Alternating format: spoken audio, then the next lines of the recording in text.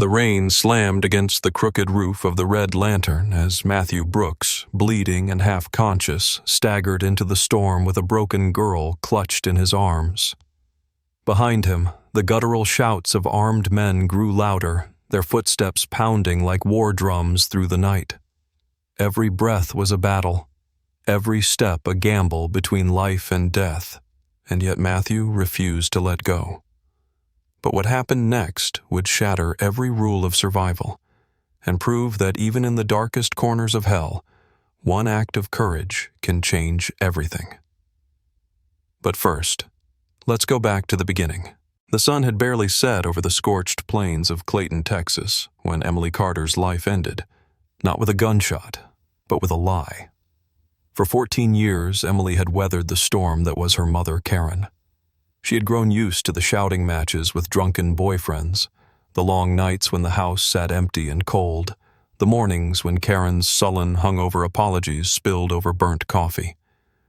And yet, somewhere inside Emily, a stubborn ember of belief smoldered, that a mother's love, no matter how battered, could never be truly extinguished. That night, when Karen braided Emily's hair clumsily and packed a small satchel with trembling hands, she spoke with a smile so forced it made Emily's skin crawl. "You're going to a better place," Karen said, her voice cracking. "A real lady's house, fine clothes, schooling, a real future." The coach waiting outside wasn't elegant. It stank of sweat and tobacco. Emily hesitated on the threshold, clutching her threadbare satchel to her chest, but Karen gave her a rough shove forward, too quick, too eager to close the door behind her. The ride through town blurred into a haze of fear. The driver, a bloated man with yellowed teeth, offered no conversation, only leering glances in the half-light. Emily pressed herself against the far side of the carriage, a growing dread blooming in her stomach. They stopped not at a grand home, but behind the Red Lantern, an aging saloon known to the town's men but spoken of only in whispers among the women. The stench of stale beer and cheap perfume assaulted Emily as two rough-looking women pulled her from the coach and dragged her inside. The truth hit her harder than any blow. It ripped the air from her lungs, left her gasping on the dusty floor. She screamed Karen's name, once, twice, until her voice broke, but no one came. From a small window upstairs, Karen watched, her body hidden by the curtain, her knuckles white around a half-empty bottle of whiskey. Tears blurred her vision, but she made no move to stop it.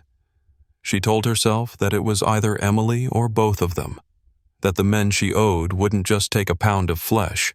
They'd bury her in a shallow grave by morning. The rationalizations came easy. The guilt clawed harder. And yet, deep in her heart, Karen knew she hadn't fought for her daughter. She had fought only for herself. Meanwhile, on the second floor of the brothel, Emily's world shrank to a dark room with a broken lock. Stripped of everything, her freedom, her trust, her very sense of self, she curled up on a lumpy mattress, a child abandoned to wolves. But even in that blackest moment, some fragile part of her refused to die. Maybe, just maybe, not everyone was like her mother. Maybe someone, somewhere, would still see her as a person worth saving.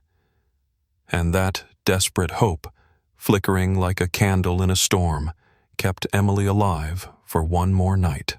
The Red Lantern breathed filth even in the cleanest hours of the morning, but at night it oozed rot from its very walls.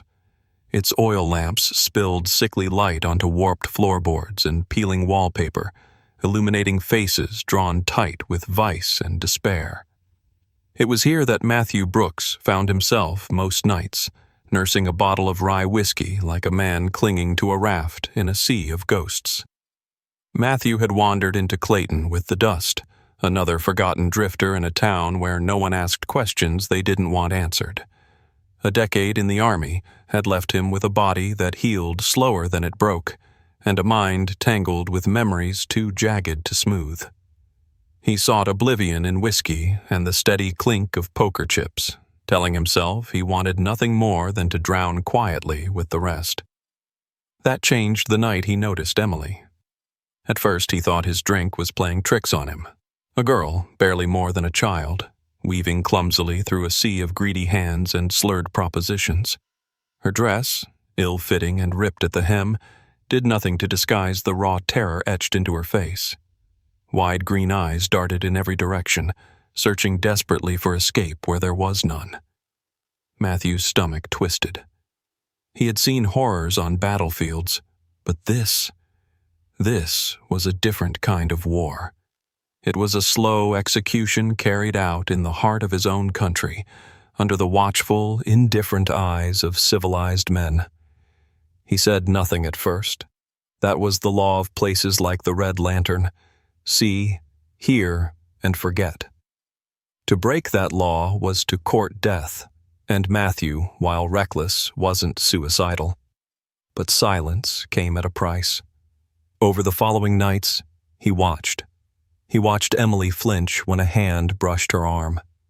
He watched the bruises bloom along her jawline, the forced smiles that never reached her hollow eyes. He watched Karen. He pieced together the connection quickly enough. Shuffle in once a week to collect a greasy wad of bills without sparing Emily so much as a glance. Each observation drove a splinter deeper into Matthew's already battered soul. The patrons were no better. Townsfolk who crossed themselves in church every Sunday and spent Saturday nights feeding on innocence. No one cared. No one would lift a finger. Hatred, once a distant hum, grew into a drumbeat pounding inside his skull.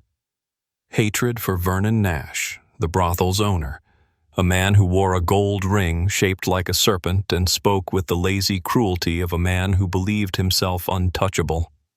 Hatred for the sheriff who played cards with Vernon every Friday. Hatred for Karen Carter, whose betrayal was so monstrous it defied belief. Still, Matthew hesitated. He knew what happened to men who made noise in Clayton. They were lucky to vanish. Most were left where the coyotes could finish the work. And yet, night after night, as Emily withered before his eyes, the rage inside him edged closer to breaking free.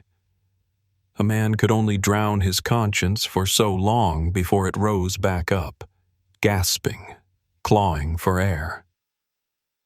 Matthew Brooks was reaching the end of his whiskey-soaked apathy. The line between survival and decency was thinning, and somewhere deep down, he knew, soon he would have to choose which side of that line he was willing to die on. The storm cracked open the sky above Clayton, washing the dirt streets with freezing rain and cold fury. The Red Lantern groaned against the howling wind, its crooked sign thrashing wildly on rusted chains. Inside, the stale air was thick with sweat, whiskey, and something fouler: fear. Matthew Brooks sat at a poker table in the back room, a place where deals were sealed, not with handshakes, but with blood. Across from him, Vernon Nash lounged like a bloated spider, his beady eyes flickering with amusement. Around them, a few of Vernon's loyal hounds leaned against the walls, arms folded, eyes glinting in the low light. Matthew's hand was steady as he dealt the cards, though the hole in his gut screamed at him to run. Tonight, he wasn't a drifter.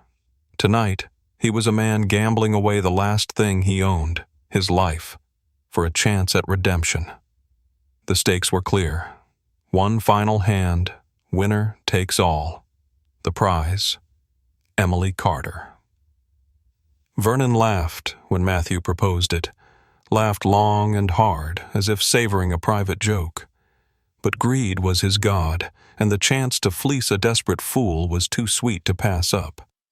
He agreed with a sly nod, flashing his gold serpent ring as he shuffled the deck with thick, dirty fingers. The cards hit the table with the weight of gunshots.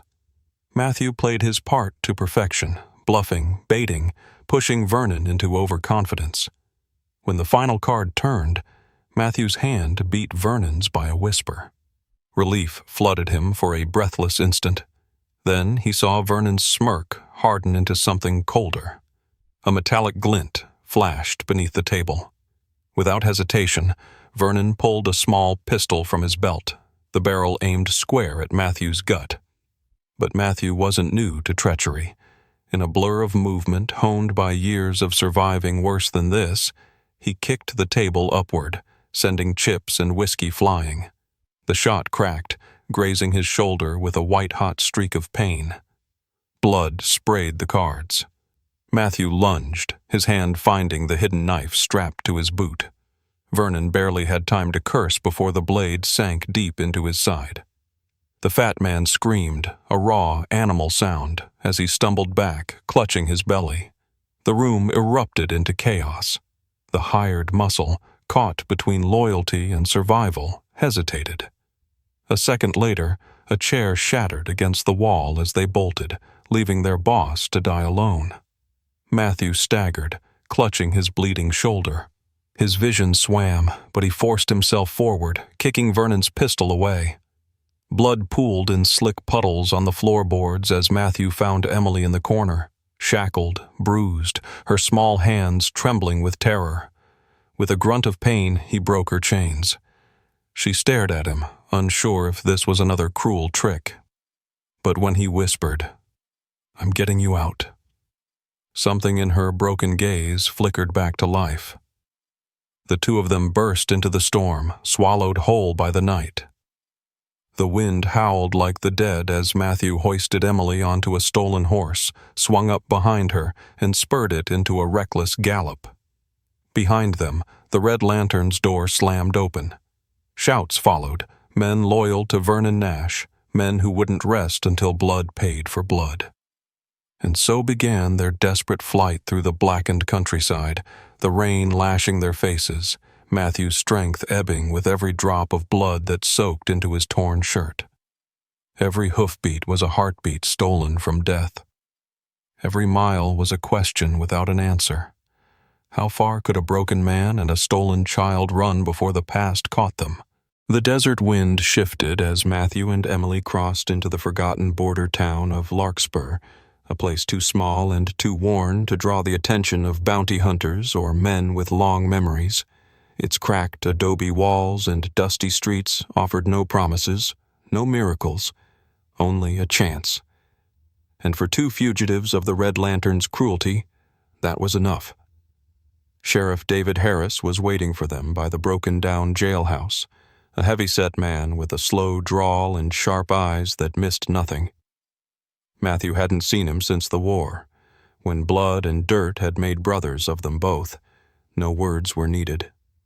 Harris took one look at the hollow-eyed girl half-slumped over Matthew's saddle, at the makeshift bandages crusted with old blood, and simply nodded.